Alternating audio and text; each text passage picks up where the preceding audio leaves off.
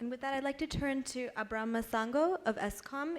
Abram is the group executive of the Capital Division at ESCOM. And Abram, I'd like to ask you, similar to my question that I asked Longe, I'd like to ask you what projects that you're looking at in South Africa that you're seeking private developers and financiers to focus on. Thank you. As you know, that ESCOM is still guided by the integrated resource plan that comes from the government. Out of that, there's still some projects that needs to be executed or implemented. One of them being the renewables, gas, biomass, and nuclear. If you look at the renewables, I think there's still a long way to go. My colleagues have spoken about renewables. But what is important on the renewables is that from the ESCOM's perspective is that the research and development, they still need to do a lot of work in terms of the storage, because most of the renewables projects are very, handy and suitable during the day, but during the night, they disappear, which creates a lot of problem. As you know that most of our baseload plants is still coal. And it takes time to, to start a power plant to be able to instantly fit into the grid. So the challenge that we gonna experience in the future is that once we have renewables, during the day we're okay, and then during the evening peak, you need to replace them. Until the issue of the storage is sorted out, I think that is still going to remain a challenge. I think it's very critical that we keep that in mind. We hope that in the near future we'll have a viable technology that will be able to store the energy. In terms of the gas, from the ESCOM perspective, we're busy with the development because we feel very strong that we need to put gas. We right now developing the projects to the capacity of 2,500 to 3,000 megawatts. Parallel to that, we're investigating where the gas is going to come from. That development, as we speak right now, is carrying on. In actual fact, if you look at the renewables, gas comes in handy when those renewables are not available, because you can start those plants instantly and feed into the grid.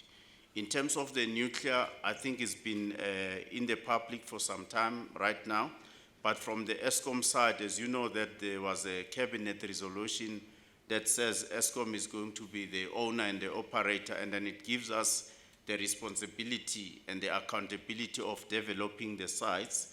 We're busy with the development of the sites, including the environment impact assessment. I think it's also a public information that we have submitted the EIA for one of the site.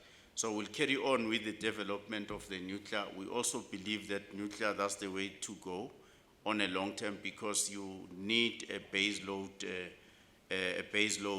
plant to be able to keep the grid sustainable. But over and above that, one of the projects that are coming in the near future is the projects that will be coming from the transmission development plan. There's a lot of work that needs to be done from that point of view. One, we need to strengthen the current infrastructure, but over and above that, as you know, that we are also supplying electricity to some of the neighboring countries. So we feel that in the future we'll be supplying, because our view is that once Medupi, Kusile, and Ingula are delivered, we definitely going to have surplus. Right now, we're forecasting that in the next 4 years, in South Africa, we'll have surplus of electricity.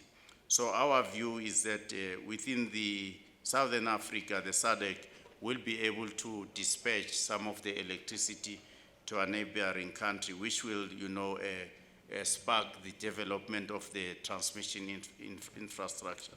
But we're not going to leave the issues of the N-1 compliance that addresses the grid code. It is also our view that the public-private partnership is going to remain the catalyst in South Africa to unlock some of the South African infrastructure development, as well as to unlock the economic growth.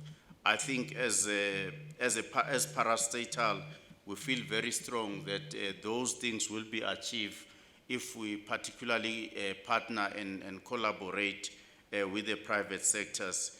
And I think my colleague has also hit it on the head of the nail. One of the challenges that we've experienced in this mega project is that we did not collaborate from the beginning. It is very important that the public sectors collaborate with the private sector to the successful implementation and execution of these mega projects. Thank you. Thank you, Abram. I think you raised a lot of very interesting points, some of which I hope we can discuss later today and during this panel, including the importance of thinking about energy storage, the transmission and distribution network, and also your comments on making a plan for potentially exporting power to the region. So thank you for that. Doing business in Africa. You can't afford to be without Africa Investor.